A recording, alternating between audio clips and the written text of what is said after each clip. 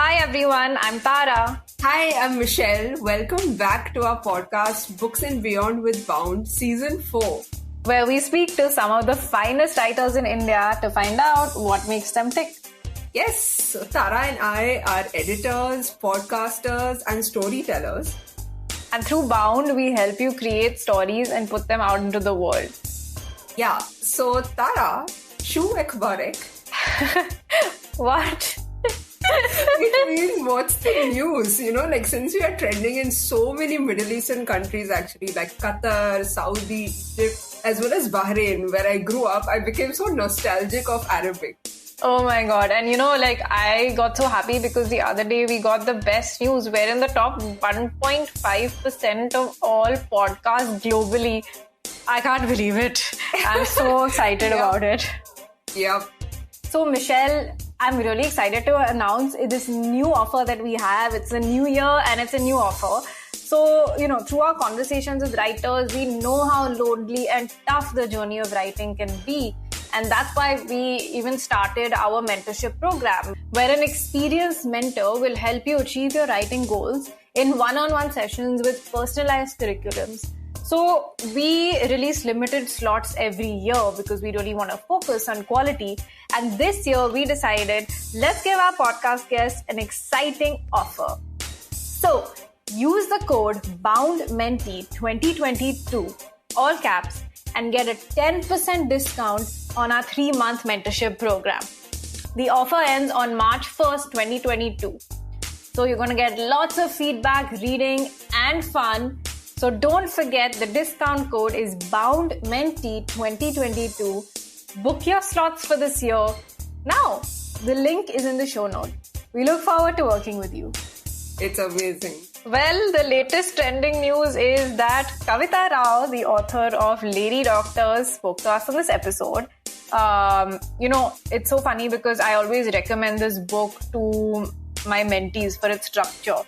Writers always think that, in a non-fiction book, you have to sort of pack it with, all kind of information, and then you sound really, really smart. But that's not always true. Sometimes you can use less information to build more of a story. It depends what's the relevant information. But anyway, that's enough of a little writing lecture. Actually, that made me think of fiction, Tara, because, there's this misconception that, the more extraordinary vocabulary you have, the better. But actually, the simplest lines can do the job. And, I actually picked a few lines from Kavitha's book and stuck them on my bedroom wall. That incident about Rukma Bai, she delivers a calf just to prove to the other women, that she can deliver babies. Oh, I just love those lines. So motivational.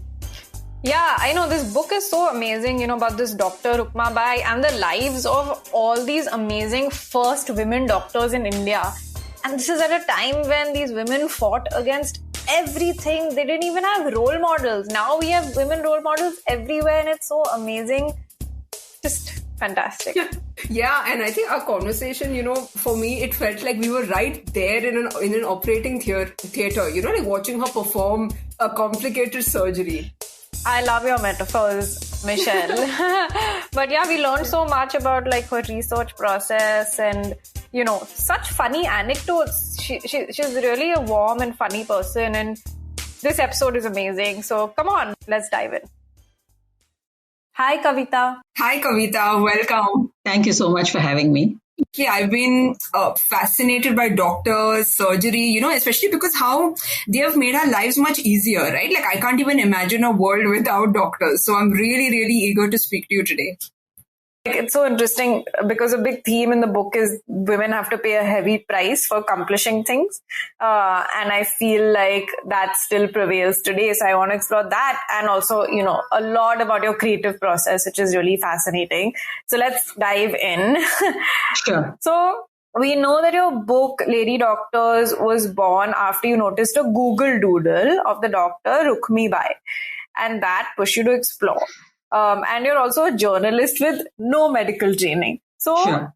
what about medicine fascinates you? If you hadn't come across this doodle, would you have still gone into this subject? Where did it all begin? It's not just medicine that fascinates me, it's more sort of women in science. And I have mentioned this before, but at the time I noticed the Rukmabai doodle, I was also reading this book called Inferior by Angela Saini, which I recommend to all your readers. And this book is about how women were systematically erased and kept out of science. The general sort of, idea in India is that, men have made all the scientific discoveries. And that's not really true. Okay. Even across the world, there were many women who helped in, making scientific discoveries, but were simply sort of erased from the narrative. And one of them was like, Rosalind Franklin, who discovered the DNA, who studied DNA. And it was Watson and Crick who got all the credit. And she was sort of, just kept out of the picture.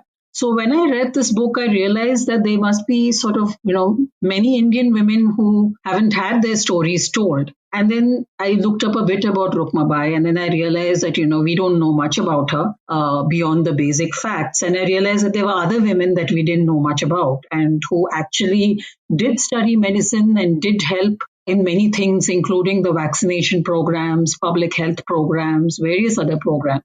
So I felt that they should be written about. And regarding the lack of medical training, I've been a journalist for a while. I was a lawyer before that. I studied law. So I think I probably felt that I could take on the research. I wasn't 100% certain. I wasn't confident, but I thought I would give it a go. I was just taken back to the time where women writers were anonymous, right? So I think we as women, we can relate. It doesn't matter which field you're in. We have been systematically being erased. And it's very interesting how you mentioned, from different parts of the world, people have probably inspired you, like all their stories have inspired you. But what I'm interested is in, those who are closer home. And I noticed that you have dedicated the book to the lady doctors in your family. So I wanted to know more about these women in your family and the kind of influence they've had on you. Let me just add that, the book is not a very complicated one. When people say, oh, you wrote a book about doctors, but you're not a doctor yourself, because the book doesn't really go into medical science and the intricacies of it. I intended it to be a very readable book, accessible to everybody, and I hope it is. I wanted it to be a popular history, not an academic history. Anyway, doctors in my family. My father was a doctor. He was a pediatrician for many years in many countries. Had quite an exciting life. And he did a lot of pro bono work, as well as some work to pay the bills, both. Medicine is sort of the accepted, respectable profession in my family and even in my husband's family. There are a lot of doctors in my husband's family as well. So I just wanted to explore. It made me curious as to how women went from being called whores. Like one of the lady doctors, Kadambini Ganguly, was called a whore for being a doctor. Like how they went from being whores to being, highly respected and sought after, in the matrimonial columns, and everybody is like, wow, she's a doctor, and, so on and so forth. So I just wanted to see how we got from there to here. And it wasn't instantaneous. It wasn't overnight. So that was the idea behind the book. So I was especially curious about the women in your family. My aunt is a doctor. My sister-in-law is a doctor. My sister-in-law is a doctor in rural West Bengal. So in a very, very small town, she does mostly pro bono work. She's a dermatologist, but she does mostly pro bono work in rural West Bengal. And I think she's possibly the first person in my husband's family to actually be educated beyond 12th standard. Because my husband's family, he's a Bengali, he comes from rural West Bengal. The women aren't really educated beyond the 12th. But she has been. And, her daughter is also studying medicine. So there are all these sort of dynasties of women doctors. Okay, so yes, they were inspirational for me because even today, it's difficult for women to win the right to be educated. Even those women who become doctors, they're often pushed into sort of easy specialities and not into the more, male-dominated specialties such as cardiology or, oncology. They're just sort of pushed into these lady-friendly kind of specialities. And I remember that when I wrote this book, I'm a very urban person, but a gentleman called Dr. Hansida Savendra Shekhar, who is a doctor and a writer, wrote to me from Jharkhand. And he said during the COVID pandemic, we had some women doctors who were helping us, but most people flatly refused to be treated by them. Even during a pandemic, when they're dying of COVID, they refused to be treated by women, and they said, you have to get men. Yeah, this reminds me, when we were discussing this episode, Aishwarya, whose podcast you listened to, told us, that she, in her family friends as well, there are doctors and they are not allowed to do things beyond gynecology, and that's just like crazy to me that it happens today as well. Yeah. It's like a safe zone. Yeah, women are sort of pushed towards delivering babies because that's all that they can do, Kavitha, what you also mentioned about, the term, like how women were called whores. I'm especially interested in how the word lady is attached to anything. So, I've been called a lady boss like multiple times by males. And I'd taken it as a compliment. And then it struck me like, why am I called a lady boss? Yeah, a boss lady. Which is absurd. Yeah, I mean, like I explained in this book, the term lady doctors first arose, I think, in about the 1870s. And the British Medical Journal used it for the early women doctors in the UK, and they used it in a pejorative way. They call them these lady doctors who are a traitress to their sex, and they were considered as unfeminine and mannish and all those things that it is not okay for a woman to be, and there were cartoons drawn of them. So back then, women were called lady doctors because it was sort of, inconceivable that a woman could be a doctor. Most of the doctors were men. So, doctors were, the word doctors was used to refer to men. And if there was the odd woman, then she would be termed as sort of, lady doctor whom you go to for your delivering your children and for your nervous sort of disorders. Yeah, and now I want to get to some of these very colorful characters in the book, because these characters really leaped out of the pages for me, and each one of them, there were so many similarities because they were all breaking boundaries, but they were so different as well. And it actually reminded me of the show Outlander, because in that show, a woman sort of goes back in time from the 20th century to 1800s, and she's a doctor, and she tries to give sexual advice to people, and it's totally misconstrued as inappropriate and evil. And that was sort of happening in reality in your book. So could you tell our listeners one anecdote or one instant when one of your lady doctors from the book had to tackle superstition when they were doing their duty? The best story of all is one that I couldn't devote too much time to, but it's that of James Barry. And James Barry was, a doctor in Edinburgh who was a bit of he was a bit of a character. He was a ladies' man, and he was a bit of a rogue and a blackguard. And, he got into a fight even with Florence Nightingale. He did all these things, and he had this sort of wild life in which he traveled the world, in South Africa and various other countries, the colonies. And then suddenly, after all this, on his deathbed, it was discovered that James Barry was in fact a woman, and possibly a woman. So believe it or not, Kavitha, actually from all the doctors that you have covered, James Barry is the most memorable to me till now. Right. So when it was discovered that James Barry was a woman, people realized that he had pretended to be a man for over 40 years, simply in order to enter the Edinburgh College of Medicine, which in those days did not allow women. So, these are the lengths that women had to go to be doctors. And he had to pretend for 40 years. He even entered the army. I don't know how he managed that. And what about in India? In India, I think... I think Anandibai was quite amazing in the way because she was the first to go overseas, in the way she stood up before her community and asked for permission to go.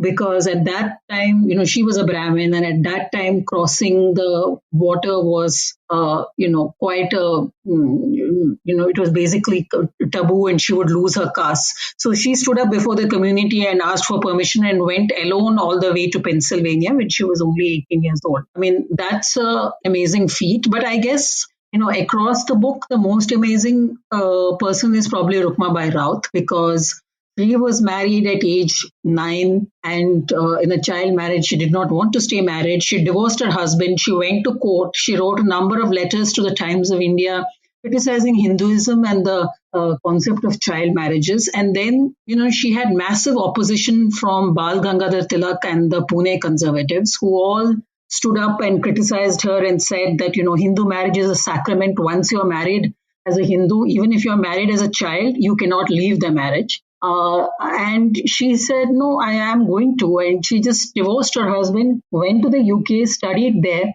then came back to India, where she lived for nearly 30 years on her own and practicing independently as a woman doctor.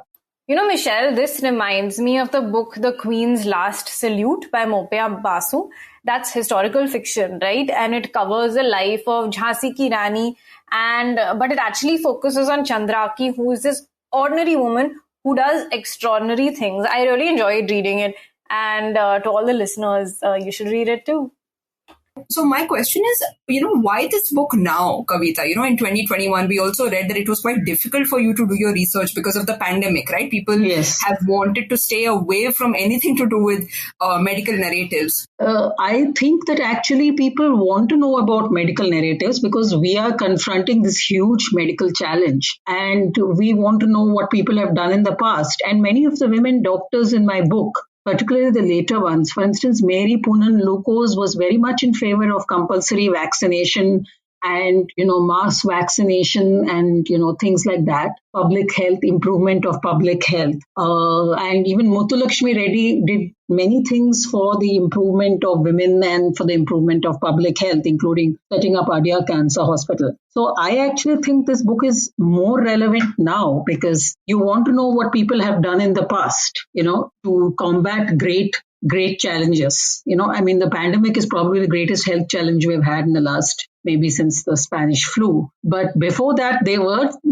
huge public health challenges which these women fought against. So coming to the research in the pandemic, yes, it was extremely difficult because, about halfway through the research of this book, or maybe even earlier than halfway, all the pandemic hit and all the libraries shut down. So, I was in India at that time. As it is, there's very little material in Indian libraries, and then they were shut anyway. Then I moved to the UK fairly recently, and I was hoping to do the remaining of my research with the fantastic libraries here. But when I arrived here, even they were shut. So it was a big challenge, and which I had sort of circumvented partly by doing some research online, partly by asking friends in other parts of the world and Canada and the US where certain things were open to send me materials. And then partly by emailing various academics and saying, I can't get a copy of your book because libraries are closed. Can you just send me a copy of your book? Which many of them did do. They just sent me a PDF copy of their book. So it was a big struggle. But, I also, at one point, I thought I will stop this book until the pandemic is done. But then I had no way of knowing when the pandemic would be done. So I just carried on. I also want to talk about primary sources.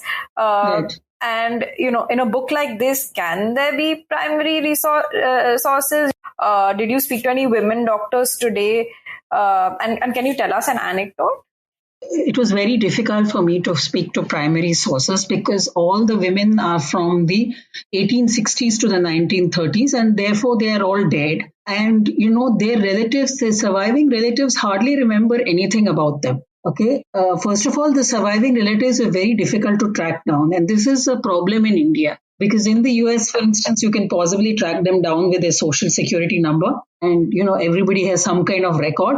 In India, it's extremely difficult to track down people. In fact, like for instance, Kadubini Ganguly, I tried to track down some relative of hers and I could not. And after this book was published, one has come forward. So I was like, oh God, where were you when I was writing this book?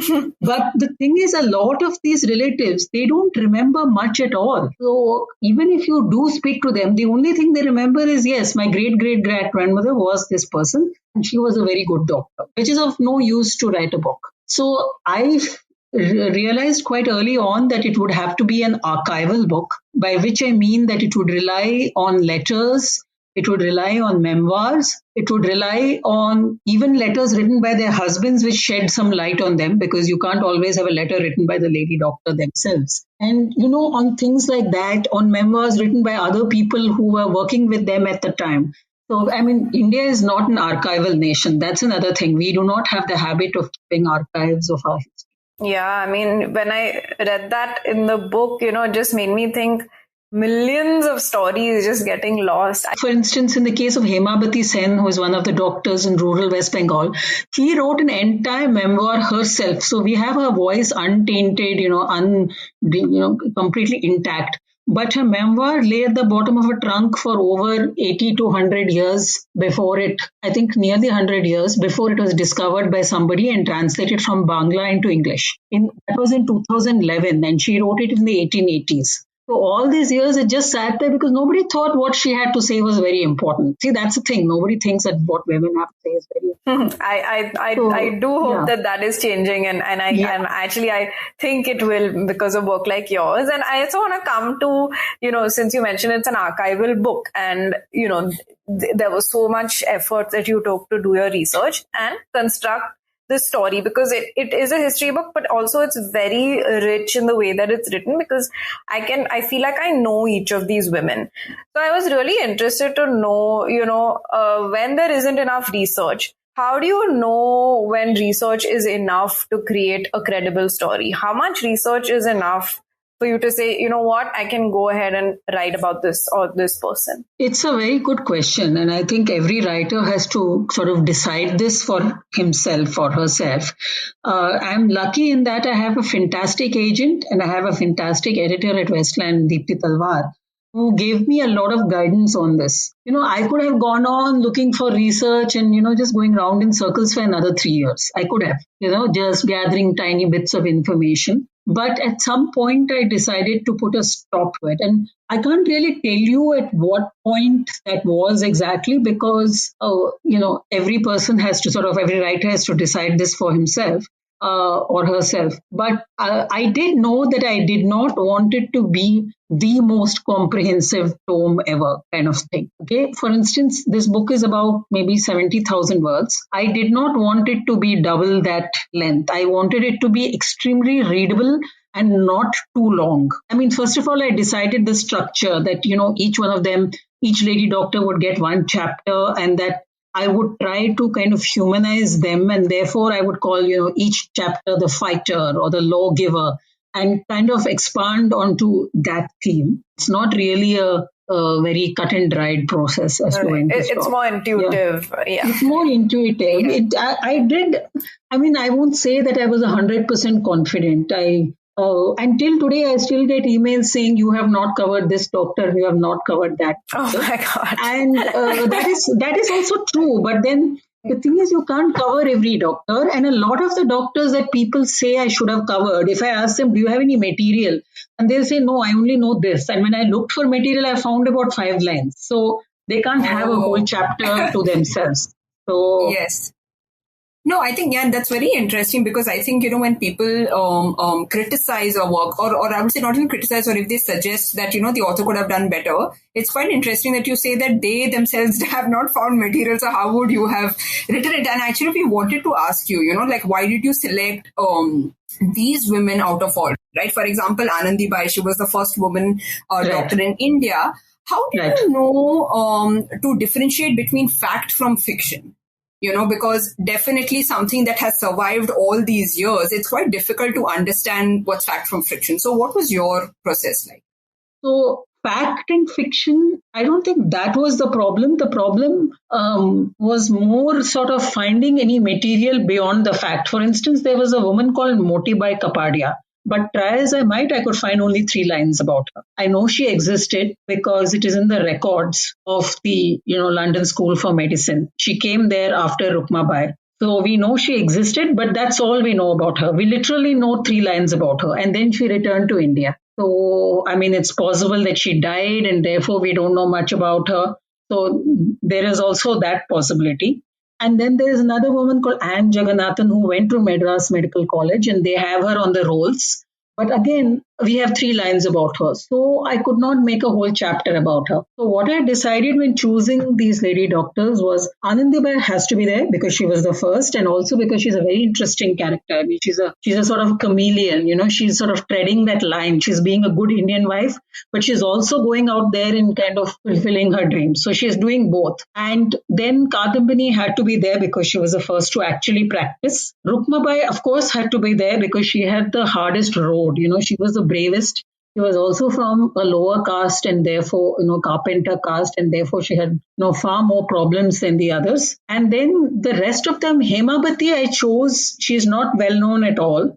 I chose simply because she had an intact memoir, which people could read and which gave us such a detailed account of her times and of her troubles, studying medicine and working as a doctor in rural West Bengal. And then the other two, Muthulakshmi Reddy and Mary Poonan Lukos, I decided on them because they were more than just doctors. They were also legislators. They also played a huge part in public life and in, enacting laws and legislations. It just makes me think, that whole concept of tip of the iceberg.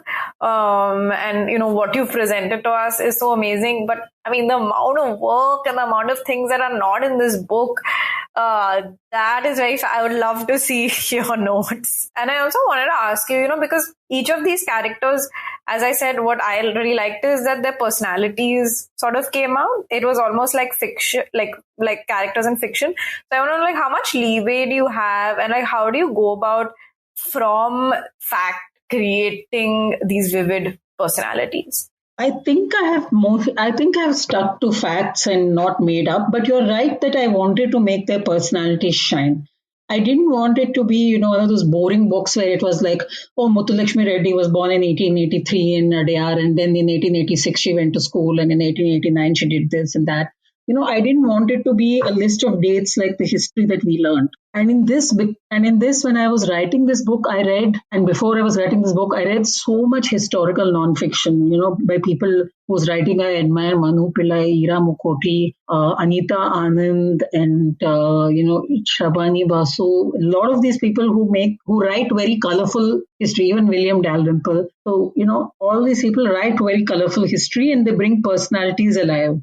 So I tried very hard to bring personalities alive with whatever facts I had, while also not extrapolating too much. You can't really extrapolate that, they were this and they were that. Yeah, I can imagine, as you said, the kind of extrapolation that you had to do, because all the writers that you've mentioned who write popular history, Tara and I absolutely love their work for that reason, right? They make it accessible to all of us. You've also covered a lot of rich layers in the book, apart from medical science, which is caste, class, patriarchy, and so much more, right?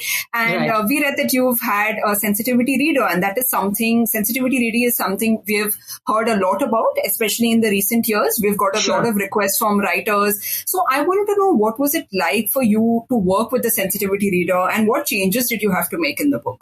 Okay, so the sensitivity reader was in Westland. Okay, a Westland editor who has experience of this kind of books. So I did make some changes, but there were some changes that I did not want to make. The changes that I did not want to make was mostly because I thought it would make the book very academic sounding. Basically you can hedge yourself against any sort of criticism by surrounding it with a lot of academic words, which, difficult for normal readers to understand. And I particularly did not want it to be academic, okay, because, I'm a lawyer by training and I spent 5 years reading these kind of books, which are incomprehensible to anybody else. So I did go with some of the changes that she suggested, like, there were some suggestions about, the descriptions of some of the women and all that kind of thing. And in other places, I said no. So I think it's a process. It's like all editing, some things you will agree with and some things you won't agree with. And everybody has a different point of view, and all points of view are valid. I maybe accepted 50% of the changes. I think that would be fair to say. Wow. That's very cool. I also really liked, this thing that you said in the epilogue, where you said that it's interesting that most of these women were supported by men in their family.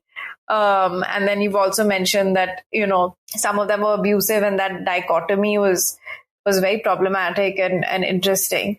But I want to ask you, you also said something in the book that you said that basically at that time you found that being a doctor was sort of a profession of choice for a lot of women, which is that a lot of women wanted and aspired to become doctors over other professions. But why was that? What about that profession was appealing to women of that time versus other professions? So one thing is that, at the time these women became doctors, both in the West and here, a lot of women would not go to doctors because they were, they didn't want to go to male doctors. So they just wouldn't go to doctors at all until the early women doctors came along. And so there was that sort of, a kind of a loophole that women doctors could exploit, because there were all these women. And initially, you're right, it was mostly women who were delivering babies and therefore wanted medical help. Okay, they would go to women doctors. Okay, and because obviously they would feel much more comfortable with women doctors when giving birth than going to a male doctor. So that was a sort of, a loophole. And the second thing was that there were a lot of initiatives. And as I say, many of them were very colonialist and evangelist in their intentions, such as the Lady Dufferin Fund, which tried to, educate, try to bring more women doctors into India from overseas. Okay. And also there were some sort of, attempts to kind of educate Indian women doctors to work in rural areas where the Westerners would not go or where they could not communicate. For instance, such as Hemabati. She was trained as a VLMS, which is not really a proper doctor, but is like, more badly paid and more badly treated. So, and the only reason Hemabati became one of those is because she wanted to feed her family, and it seemed like this was a sensible way to do it. You've written 3 books so far. Your first book was nonfiction, your second book was a novel, and your current book again is nonfiction, but it has elements of narration in it. So I wanted to know, how has the experience of writing each book been different from each other, and how has it helped you in writing this book? The first book I wrote simply because I felt that, I was a freelance journalist at the time, though I've sort of eased out of it now. And I felt that I had a lot of information which could be of use to people. So I just wrote that. It was quite an easy book to write, probably the easiest. The second book, yes, it was a novel and it was rejected by everybody, by every big publisher in India, probably because it was neither very commercial nor was it very literary. It was somewhere in between. It was about a girl who falls in love with a library and, all the things she does to keep working in that library. So it's a bit of an esoteric subject. And fiction in India is extremely difficult to sell and get published unless you are either very commercial, say like, Chetan Bhagat, Amish Tripathi, Preeti Shenoy, or you are very literary like, say, Arundhati Roy and Amitav Ghosh and things that get nominated for, the Booker or the JCB. So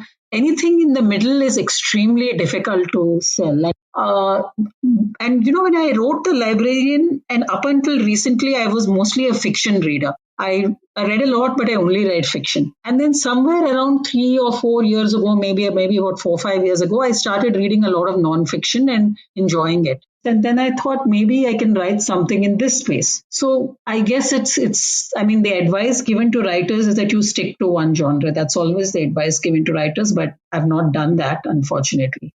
Or fortunately, it's so much fun to experiment.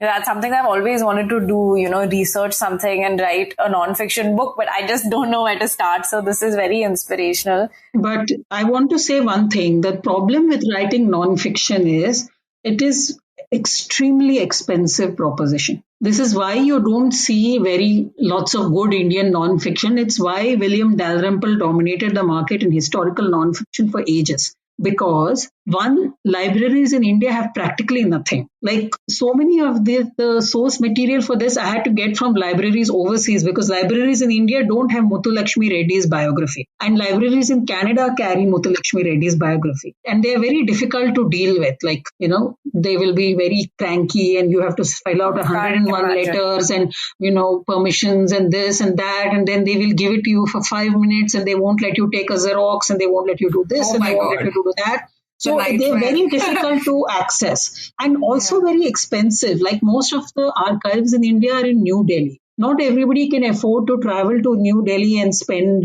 5-6 days or whatever it takes. It could be longer in a hotel or something like that. And I myself could not travel to New Delhi at all because of the pandemic. So I just managed in other ways.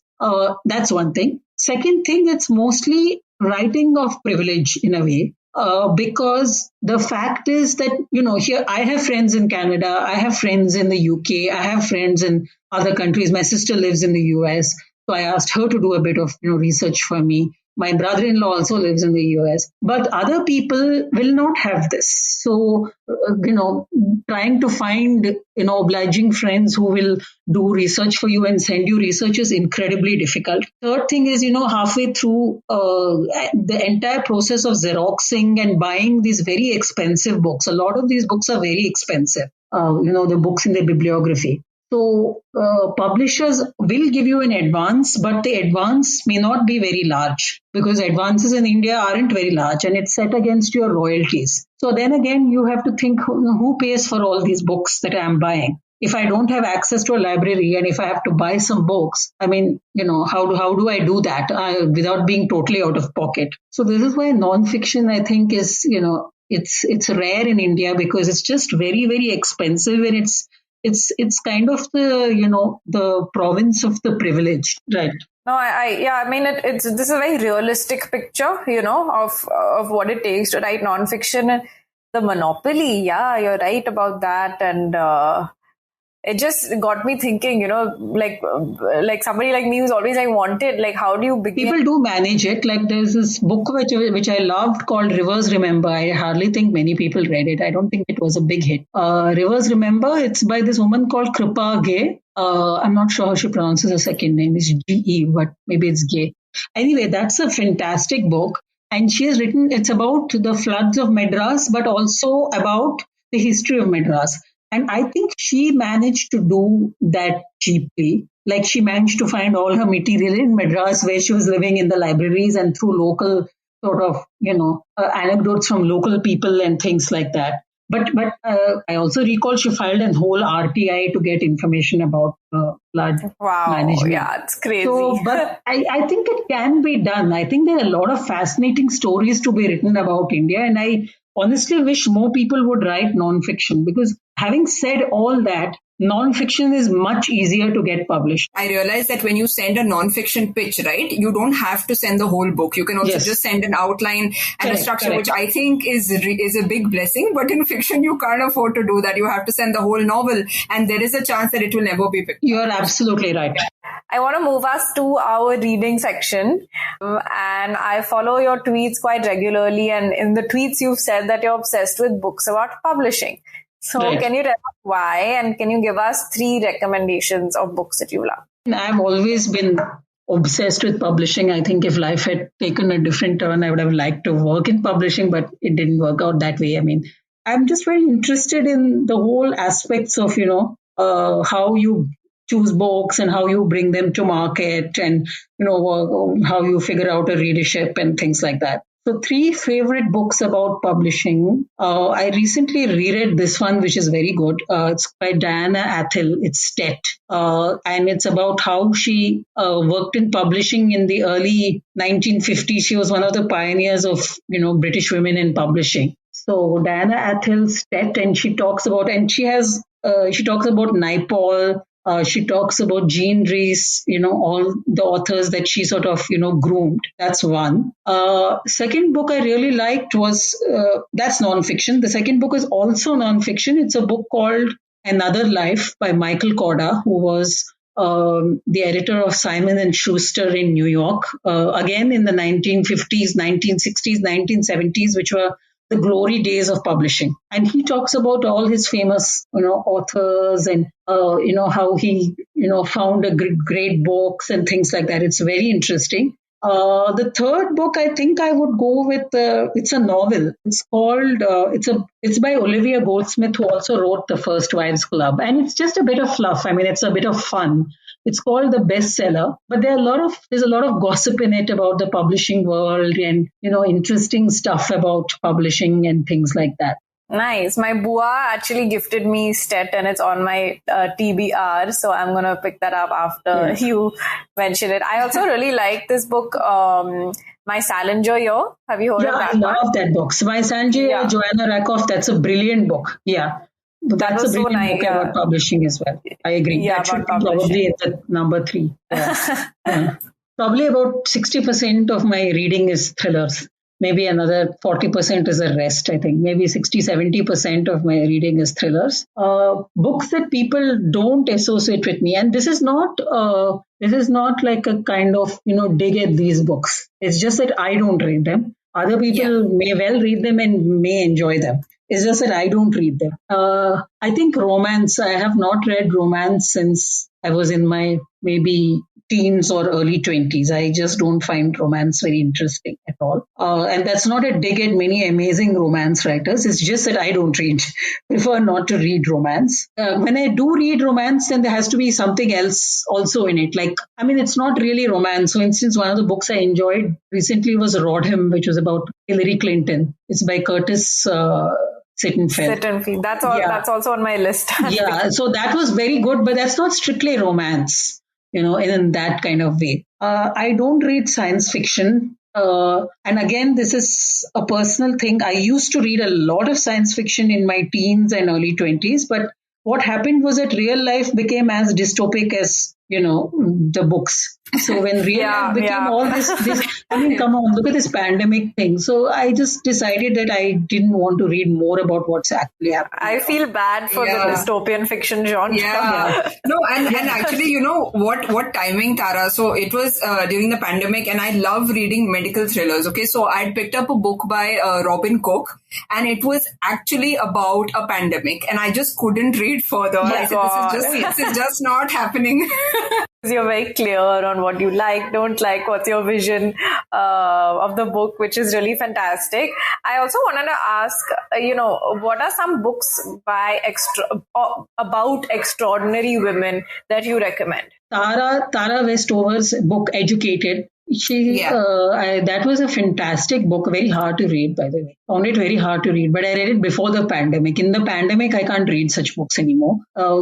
She basically had a Mormon upbringing and was denied an education by her parents and denied even medical treatment by her parents and was brought up in the backwoods of, I think it was Tennessee or some other rural American state. So that was a fantastic book. I mean, you just realize what different lives people can lead. And she went on from that to an Ivy League college, I think Harvard. She went on from that. And I also enjoyed Shashi Deshpande's book a lot. She's written a book called Listen to Me. And she was one of the pioneers of writing in English, though now she has sort of, fallen out of fashion. But this book I found very interesting in how, early women writers in India, when she was in English, I mean, not in other languages, were sort of, treated and how they had to kind of, make their way. So I found that very interesting. Then I liked Elizabeth Gilbert's A Signature of All Things, and that's a novel. So it's not true to life exactly. It's about a 17th century woman biologist and how she kind of makes her way in the world of biology in the 17th century. So that was fascinating for me. No, I think what you have mentioned itself is so really different actually from what I usually read. Yeah, I mean, this year I've been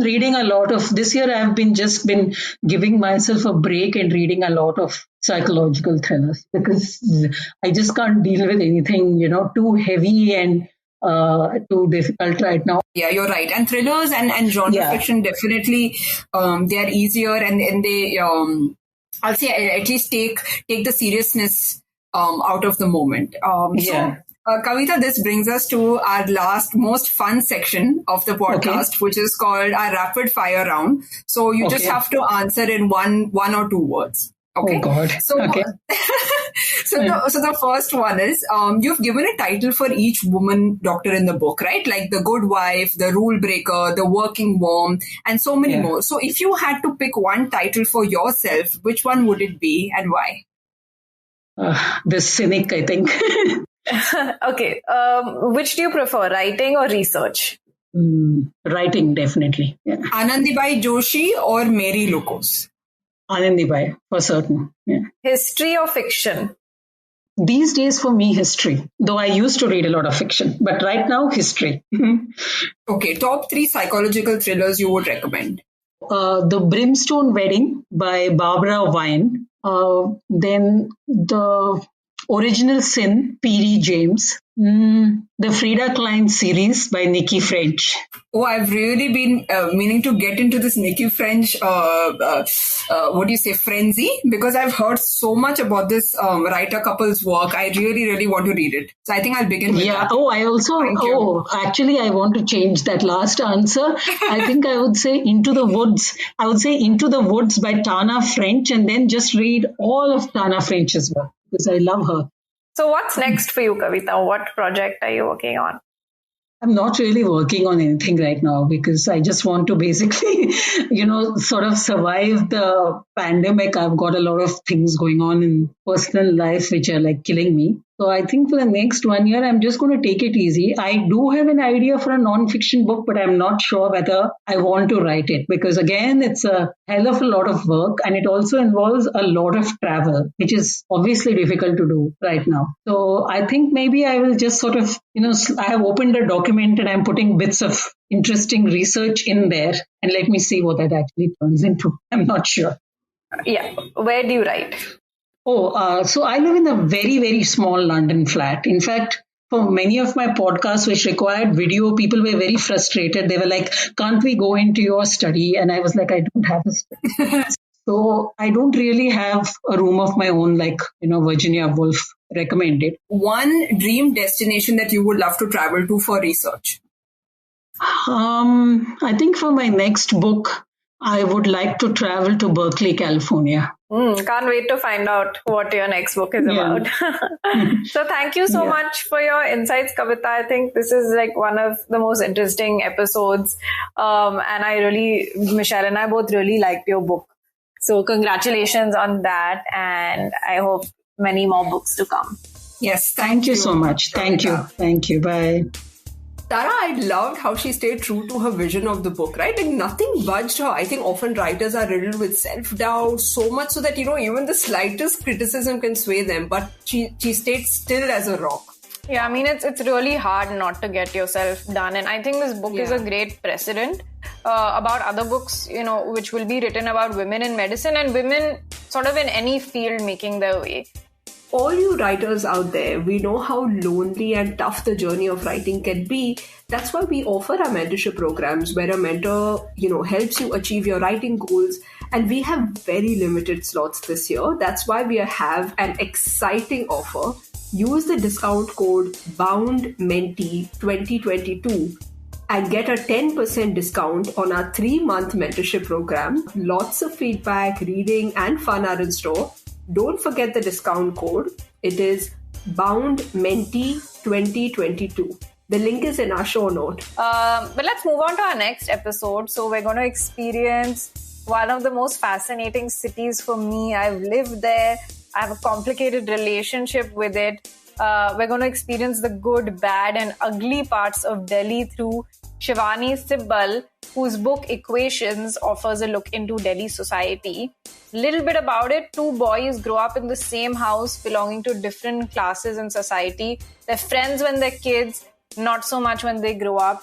And we see how both of them deal with the changing fates. Yeah, and Tara, I was recently rewatching Titanic, okay? And one thing that stood out to me, and I think this even stayed with me when I was a kid and I saw it for the first time, that how the rich, had the privilege to survive it all, right? They were at the topmost tier of the ship, and the poor people had to just deal with things as they are. And I don't know, I think I'm naturally drawn to stories that cover class, so I can't wait to speak to her. Yeah, I mean, it's such a problematic topic that one can't even sort of fathom wrapping your head around, and she really puts a mirror and speaks about it. Yes, so anyway, I'm constantly on the lookout for stories about Delhi because, as you know, I spend time there. So if you have a good one, reach out to us. So as you know, we are editors, we are podcasters, we are storytellers, and through Bound, we help you create stories and put them out into the world. Yeah, and we are at Bound India on all social media platforms. Thank you for tuning in to Books and Beyond with us. We'll be back next Wednesday with Shivani Sibbal. See ya!